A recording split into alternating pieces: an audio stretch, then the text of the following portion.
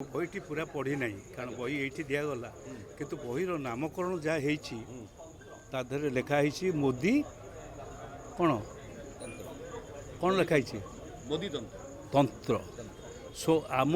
ଦେଶ ଆମର ଓଡ଼ିଆ ଭାଷାରେ ତନ୍ତ୍ର ସାଧକମାନେ ବା ତନ୍ତ୍ର ସାଧନା ଏକ ଭିନ୍ନ କଥା ଭିନ୍ନ ବ୍ୟବସ୍ଥା ସେଇ ତନ୍ତ୍ର ସାଧନା ଫଳରେ ଏପାରିର ଗଛ ସେପାରିକି ଚାଲିଯାଏ ସେଇ ତନ୍ତ୍ର ସାଧନା ଫଳରେ ଗଛରେ ଫଳିଥିବା ଆମ୍ବ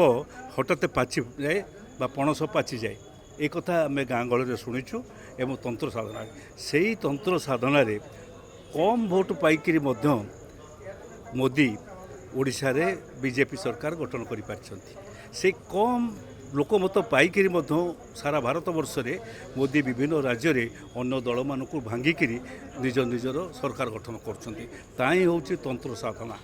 ଏବଂ ସେ ତନ୍ତ୍ର ସାଧନା ବଳରେ ଆଜି ଭାରତ ବର୍ଷରେ ଗୋଟିଏ ଶାସନ ଚାଲିଛି କେତେ ଦିନ ପରେ ଦେଖାଯିବ ସେ ତନ୍ତ୍ର ସାଧକ ସମସ୍ତଙ୍କର ଚୁଟି ଧରିଛି ନା ଯେଉଁମାନେ କବଳିତ ହୋଇଛନ୍ତି ସେମାନେ ଉଠିକିରି ବଞ୍ଚିକି ଉଠିକିରି ତା ଚୁଟି ଧରୁଛନ୍ତି ସେୟା ଦେଖିବାର ଅଛି ସେମାନେ।